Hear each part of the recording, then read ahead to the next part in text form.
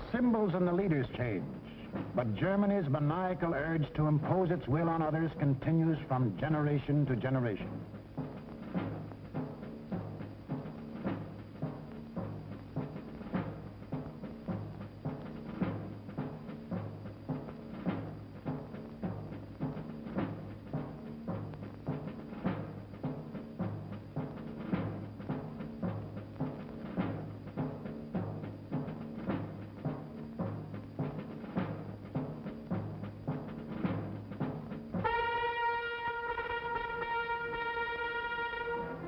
In the last 75 years, this madness has cost the world more than 20 million killed, more than 60 million wounded, more than 200 million made homeless.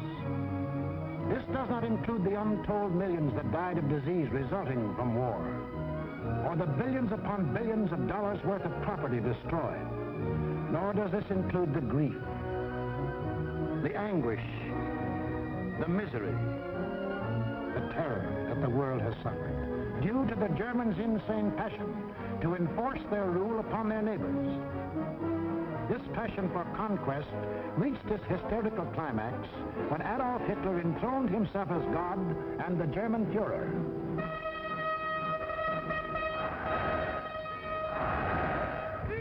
What fantastic dreams was this humorless man dreaming as he stood at Nuremberg and looked down on his fanatic followers? In the Middle Ages, a plague of slavery descended on the world. Out of the wilds of Mongolia came a mighty army of fierce horsemen, led by Genghis Khan. Burning, looting, pillaging, the barbarian horde swept across Asia and Eastern Europe. Genghis Khan conquered most of the world of the 13th century. Adolf Hitler was determined to outdo him and conquer all of the world of the 20th. Set up at Munich was an institute devoted to the little-known science of geopolitics, vaguely defined as the military control of space. Germany's leading geopolitician, a former general, Karl Haushofer, was head man. Here was gathered together more information about your hometown than you yourself know. To the German geopolitician, the world is not made up of men and women and children who live and love and dream of better things. It is made up of only two elements, labor and raw materials. The geopolitician's job was to transform Hitler's ambition to control these elements into cold, hard reality. On their map, our planet is neatly divided into land and water. Water forms 3/4 of the Earth's surface, land only 1/4.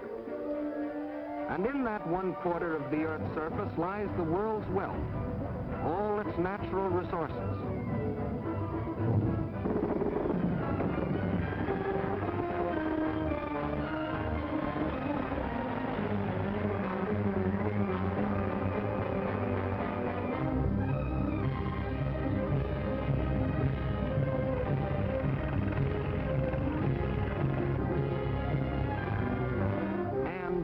Manpower.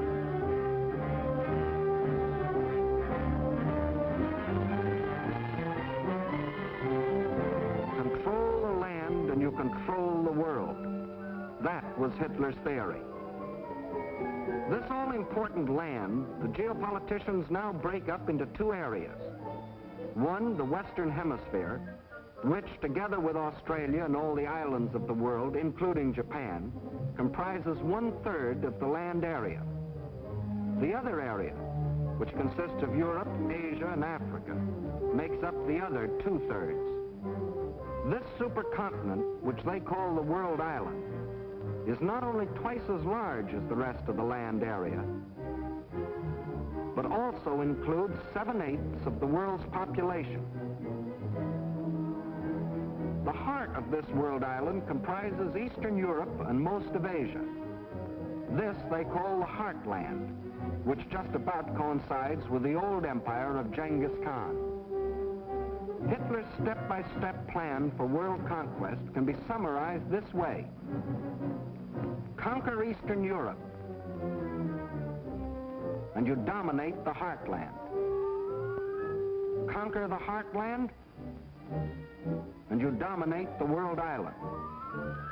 Conquer the world island,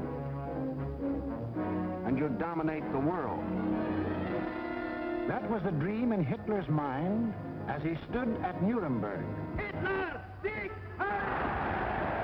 Sieg!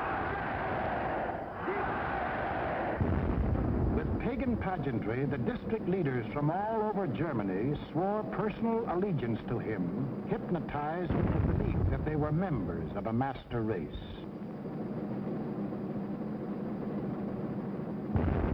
This film will deal with Act One of the Nazi bid for world power, the most fantastic play in all recorded history.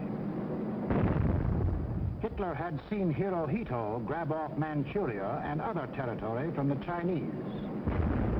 He had watched Mussolini get away with the rape of Ethiopia. He had seen the democratic world look the other way while these illegal aggressions were going on. And he smiled. For collective action to enforce peace, the only weapon he had to fear had broken down. It was time now for the Nazis to start crossing borders. It was time for Hitler to put his plan into action. And what was he waiting for? He was waiting to soften up his victims, keep them from uniting.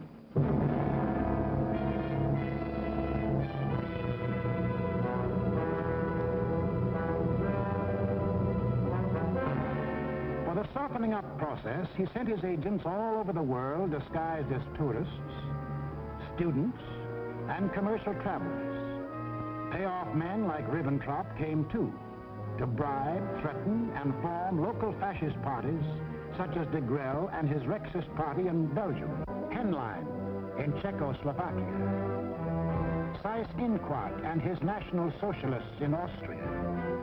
In Britain, Sir Oswald Mosley offered himself to the people as a Hitler with an Oxford accent. In other words, I'm told that Hitler is mad. Well, I've got another view myself.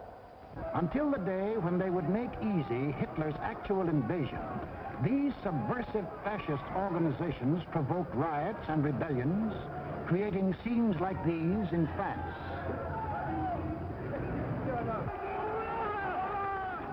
Scenes like these in Belgium.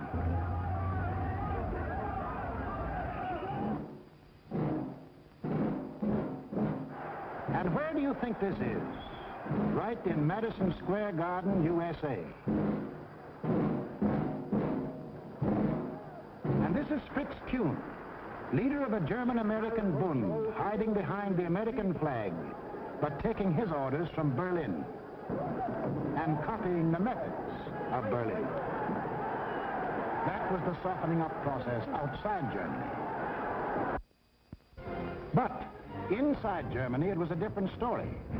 Here, in utmost secrecy, the hardening up process, building up Hitler's army and his industry.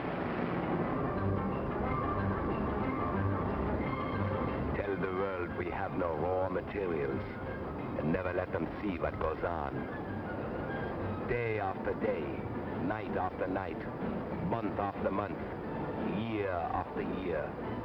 We must have the world's most powerful club. Forget ours. Forget working conditions. Forget how to think. Forge the club of blood and iron. Let the democracies talk about freedom. No freedom here. No labor unions. No overtime. The Führer tells you where to work, when to work, how long to work, how much your work is worth. Forge the club of blood and iron. We have a sacred mission. Today we rule Germany. Tomorrow, the world.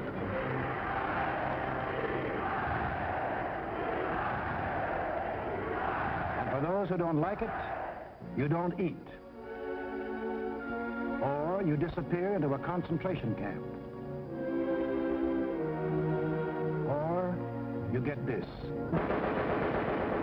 And this is the man who gives it to you.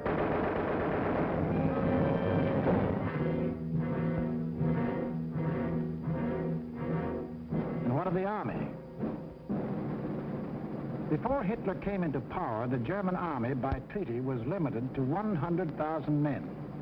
But treaties to the Germans have always been something to ignore. These 100,000 men were, in reality, 100,000 highly trained officers, the men who lead the Nazi regiments today. But Hitler didn't merely ignore the treaty. He tore it up, and in 1935 ordered national conscription. Simultaneously, he ordered German youth to become air-minded. Toy gliders filled the air. But as the boys grew bigger, so did the gliders. Soon these same youths were trained pilots, flying the new planes the factories were producing. The Luftwaffe was being assembled.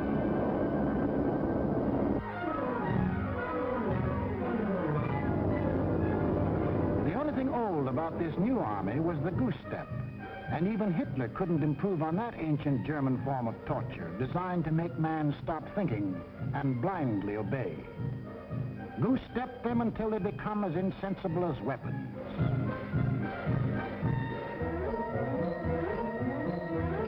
Everything else was new.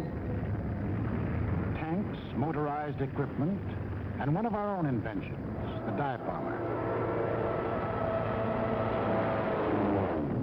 This rearmament was strictly illegal, according to the Versailles Treaty. And the next illegal step Hitler took was to march his troops into the Rhineland, a strip of land between Germany and France, demilitarized after the last war as a precaution against future German aggression. But Hitler's plan of eastern conquest demanded a barrier against democratic action in the West. So Hitler remilitarized the Rhineland and began building the formidable Siegfried Line, a chain of forts and defenses 450 miles long and in some places 30 miles wide. Germany had fought one two-front war and didn't want another.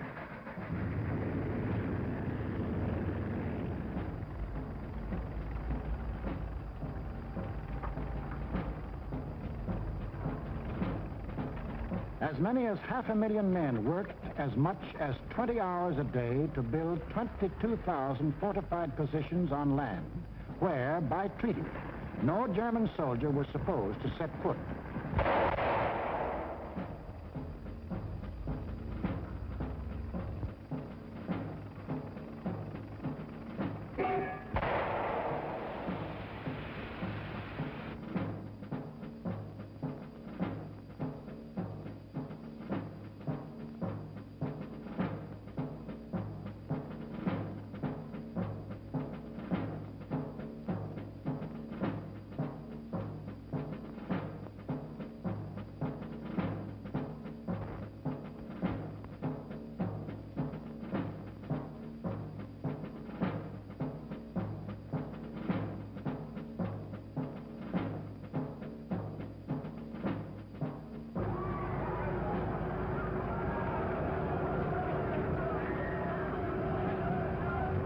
Hitler had his Siegfried Line. He had his equipment. He had his army. Now to unveil the German might and terrorize his victims into submission. General staffs all over the world anxiously awaited the report of their military attachés. A would-be peaceful world learned that a vast military power had materialized out of nowhere. A power controlled by one man who tore up treaties as we tear up ticker tape.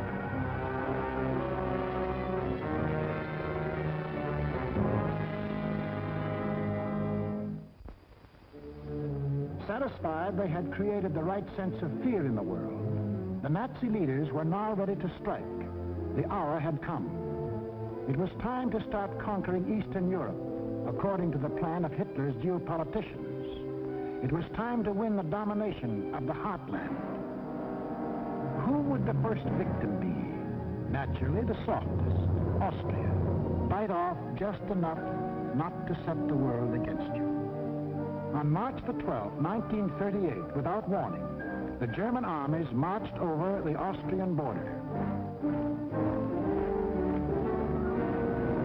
It was really only a full-scale invasion test, and Hitler rode in triumph into Vienna. Even the very name of Austria disappeared from the map. though Hitler had promised earlier to the world, the assertion that it is the intention of the German Reich to coerce the Austrian state is absurd. Why was Austria important to Hitler? It put him on the southern flank of Czechoslovakia, and Czechoslovakia was the key to the control of Eastern Europe. The German Chancellor Bismarck explained that years ago when he said, "He who would conquer Europe must first hold the bastions of Bohemia." And Bohemia was now part of Czechoslovakia. But Czechoslovakia was tough. It had a good army. It had good equipment. It had one of the finest munition plants in the world, the Skoda Works, which Hitler wanted very badly. It had incorruptible President Danish. It had a military alliance with France, and France had a military alliance with Britain. Hitler had to move carefully, find excuses to take Czechoslovakia one piece at a time. He found his excuse in the Sudetenland, a portion of Czechoslovakia bordering Germany. Here lived some people of German origin, although they had never been a part of Germany itself. That was Hitler's cue. Completely ignoring the fact that most people who left Germany had done so to get away from things like Hitler, he sprang his pet theory that every person of German blood, no matter where he lived, belonged to the Nazi Reich. Germans or descendants of Germans, often with no more than a drop of German blood in their veins, suddenly learned that they were godlike, not subject to the laws of the land in which they live and to which they owe their allegiance, whether it be Czechoslovakia, Norway, Sweden, China, the United States, or Timbuktu. According to the Nazis, the German was a special creature who remained forever German, to the 6th and 7th generation, and must take his orders from Berlin. Some people we know of German descent think this is a lot of hogwash.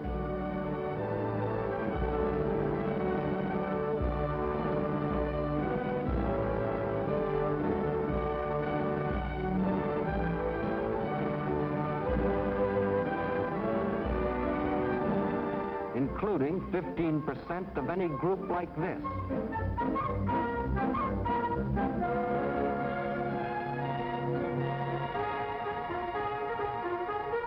But in the Sudetenland, he found some stooges who fell for this bunk. Konrad Henlein was their Bush League Führer. The people of the Sudetenland were told they should be liberated. They were told Hitler was their liberator. The Nazis smuggled over their standard softening up equipment, blackjacks. And when the Czechs were beaten up trying to combat his fifth columnists, Hitler screamed the Germans were being persecuted and threatened war unless he got the Sudetenland. It is the last territorial claim I have to make in Europe. I have assured Mr. Chamberlain, and I repeat it here, that when this problem is solved, there is for Germany no further territorial problem in Europe. We want no Czechs. To the League of Nations, Foreign Minister Maxim Litvinov announced that Russia stood ready to back concerted action against Germany. But once again, there was to be no concerted action. The Czechs mobilized and closed their borders. The leaders of France and Britain, desperately striving to avoid war, flew to meet the jubilant Axis leaders at Munich. On September 29th, in return for Hitler's guarantee of world peace, Chamberlain and Daladier prevailed upon Czechoslovakia to give up the Sudetenland without a fight. In Czechoslovakia, the Munich Pact was greeted by riots of protest. But Daladier returned to France to be greeted by cheers from a relieved French people. And in Britain, a happy Chamberlain came back declaring he had achieved peace in our time. one of the most tragic and ironic scenes in all history. This morning, I had another talk with the German Chancellor, Herr Hitler.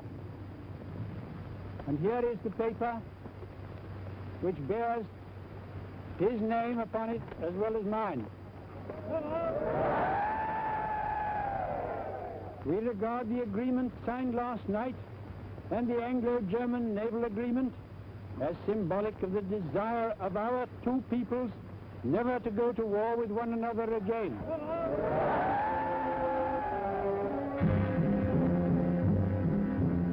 Peace. It wasn't peace. The Nazis hadn't merely got 3 million more souls under the German flag. By taking the Sudetenland, they had made Czechoslovakia defenseless. For in this territory lay the natural defenses, the mountain ranges, and a defensive line of forts, considered even stronger than the Maginot Line. Without these fortifications, Czechoslovakia was disarmed, a ripe plum ready to fall into Hitler's lap. Within 6 months of declaring that he wanted no more territory anywhere, he violated the Munich Agreement, marched in, and took the whole of the Czech state, though he had specifically promised, "I have no further interest in the Czechoslovakian state. That is guaranteed. We want no Czechs." Austria and Czechoslovakia were gone without a fight, and Hitler was getting his control of Eastern Europe. Poland was next on the map. The tired old man of Munich now knew that there could be no peace in our time. If an attempt were made to change the situation by force in such a way as to threaten Polish independence, why then that would inevitably start a general conflagration in which this country would be involved. But after his success at Munich, Hitler was sure that France and Britain would not fight. Here's what one of his spokesmen said: "Democracy has no convictions for which people would be willing to stake their lives." But what about the Russians? The lights began to burn all night in Moscow. British and French military missions arrived to confer with the Soviet government. So did German representatives. And on August 21st, 1939, the world was set on its heels by the announcement of a treaty between the Russians and the Germans in which they agreed not to fight each other. Here were the admitted arch-enemies in a state of apparent friendship. It was too fantastic to make any sense. It didn't. The Germans hoped they could lull Russia into a false sense of security, and the Russians needed time to prepare for the fight they knew was coming. They'd read Hitler's book, Mein Kampf, too, and knew he had his eyes on the rich Russian land.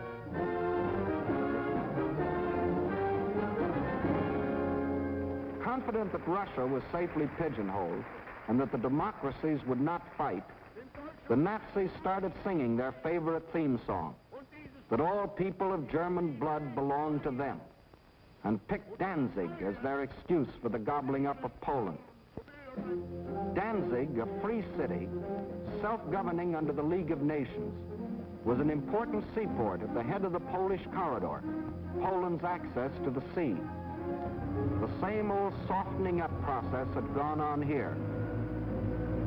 Local stooges, armed by Germany, began to terrorize the city. Hitler demanded Danzig and the Polish corridor, or else. The people of Poland prepared for the inevitable. Although they knew Britain and France had guaranteed their borders, they also knew those countries were a long way off.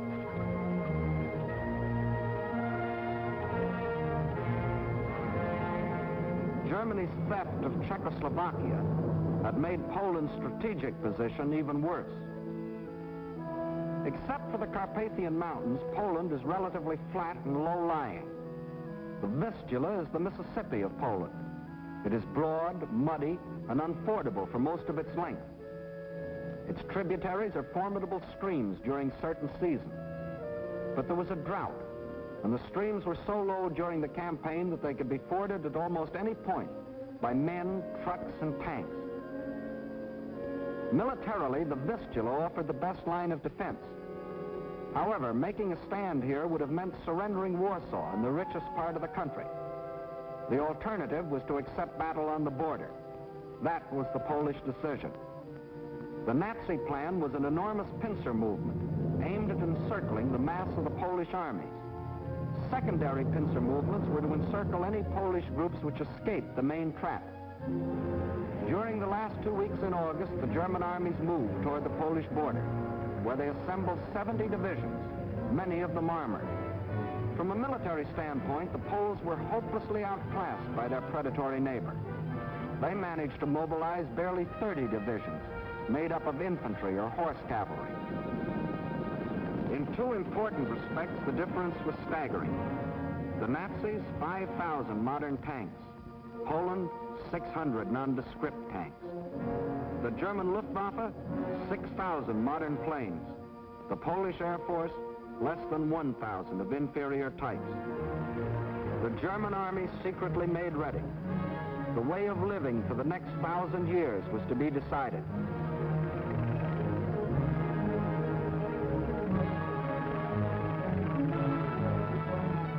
The fire that had begun in Manchuria and spread through China and Ethiopia and Spain would now blaze around the world.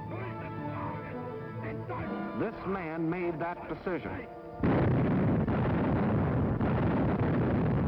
War. Precisely at dawn on September 1st, without warning, the German Wehrmacht rolled over the Polish border. Before the invasion was 30 minutes old, the planes of the Luftwaffe were over Poland, wiping out the Polish Air Force, most of it caught flat-footed on the ground.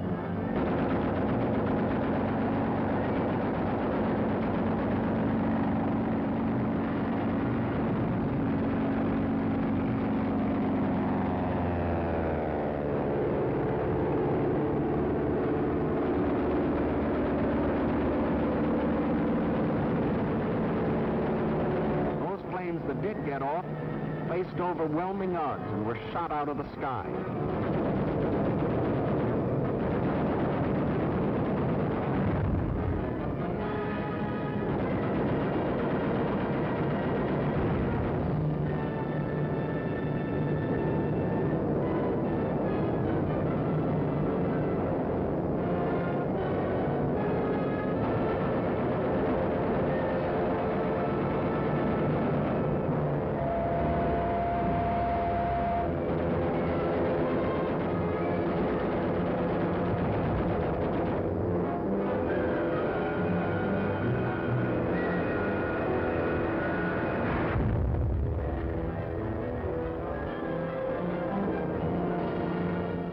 Flying Nazi squadrons ranged deep into Poland, destroying communications, radio stations, power plants, highways, bridges, railroads.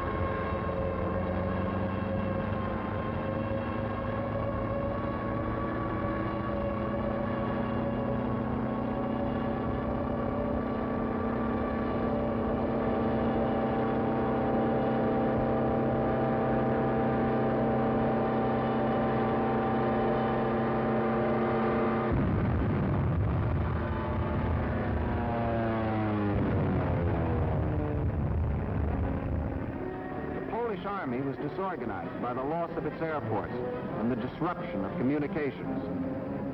The massed ground units of the Nazi army continued their advance. Occasionally, they unveiled a new technique or item of equipment. For example, advance units of the German Fourth Army crossed the Vistula in a new type of storm boat. September the 5th, the Polish retreat developed alarming tendencies. The powerful German 10th Army, which was to form the southern claw of the great Nazi pincers, was advancing with its 5 armored divisions on either flank. On September 6th, the opposing Poles began splitting into 2 groups, the southern one falling back toward the Vistula. The armored divisions on the German right raced ahead, circling Radom and cutting off this group, which finally surrendered. Meanwhile, further north, the main Polish mass began drifting toward Lodz. The German command, perceiving that this opened the gate toward Warsaw, sent the northern Nazi armored units racing through the gap to the Polish capital. The infantry advanced in forced marches of 35 miles a day, and 2 days later relieved the panzers about Warsaw. The city was now cut off. West of Warsaw, the main Polish armies were encircled. Under terrific pressure on the ground and pounded ceaselessly from the air, they began to disintegrate. They fought on with high personal courage, but without airplanes, without communications, cut off from their general staff, the isolated Polish groups were forced to surrender, one by one. But Warsaw still resisted. The heroic strains of the Polonaise told an incredulous world that the people of Warsaw, led by Mayor Straczynski, had erected a wall of courage around their city, defying Hitler to do his damnedest.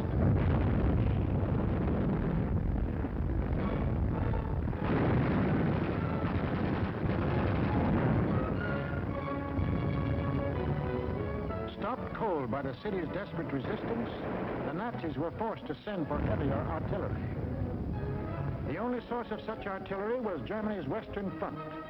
With great secrecy, the giant 240-millimeter howitzers were towed at high speed across the highways, which Hitler had built for just such purposes, and set in position around Warsaw. The huge guns subjected the city to a bombardment of incredible fury. Their fire concentrated on the densely populated residential areas.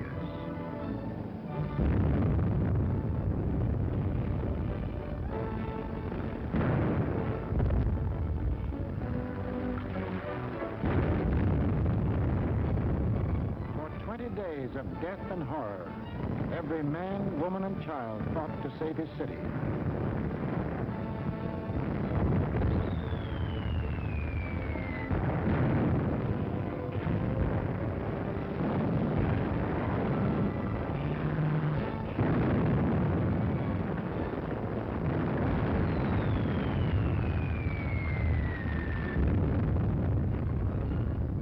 Without food or water, human endurance failed. On September the 27th, the strains of the Polonaise died on the Warsaw radio, and the Polish capital was forced to capitulate.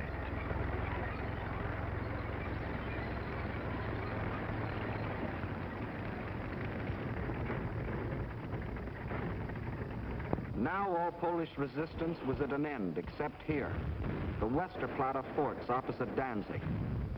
This small island of stubborn defiance had stood up under the fire of German warships from the first day. Its guns silenced, its forts shattered, it still refused to surrender, even under point-blank fire at 800 yards range. It was an exhibition of Polish valor that will go down in history, but militarily it could not avail. On October the 1st, the garrison at last surrendered. Surrendered to face the fate of these men, Polish prisoners being marched off to Nazi prison camps, an eventual extermination. For the Nazi master race theory calls for the complete wiping out of so-called inferior races. And in village after village, local Judases point out loyal Polish neighbors.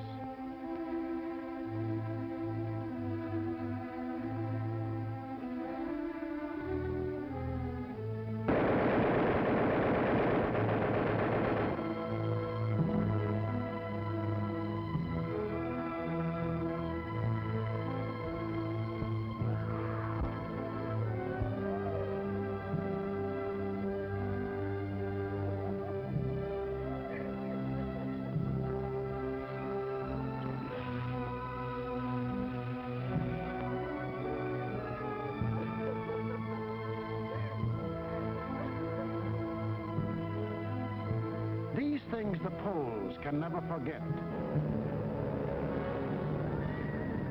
Including another one of Hitler's famous promises. Germany has concluded a non-aggression pact with Poland. We shall adhere to it unconditionally. The world now knew that a non-aggression pact with Hitler was the kiss of death.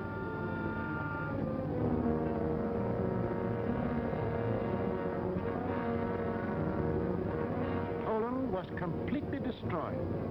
Completely? Not quite. During the last days of the campaign, the Russian army entered eastern Poland and took up positions along the Bug River. The two strongest armies in Europe faced each other. Hitler could decide now whether to keep on heading east or call it quits. He called it quits. Why did Hitler quit here? He had to.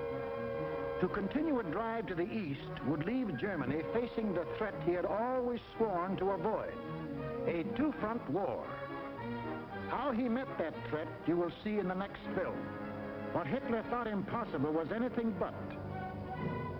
The day after Hitler crossed the Polish border, France called up her reservists.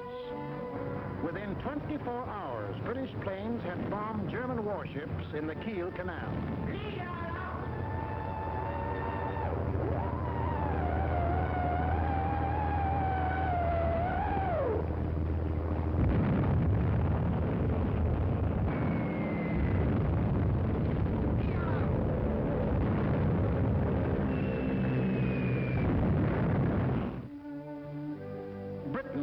Not merely the British government,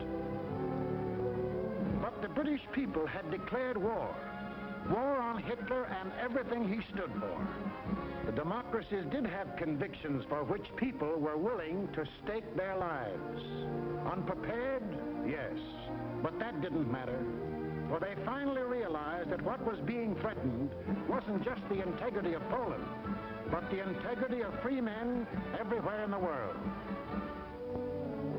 What tragedies, what horrors, what crimes has Hitler and all that Hitler stands for brought upon Europe and the world. It is upon this foundation that Hitler pretends to build out of hatred a new order for Europe. But nothing is more certain than that every trace of Hitler's footsteps, every stain of his infected and corroding fingers will be sponged and purged, and if need be, blasted from the surface of the earth. Lift up your hearts. All will come right out of the depths of sorrow and of sacrifice. Will be born again the glory of mankind.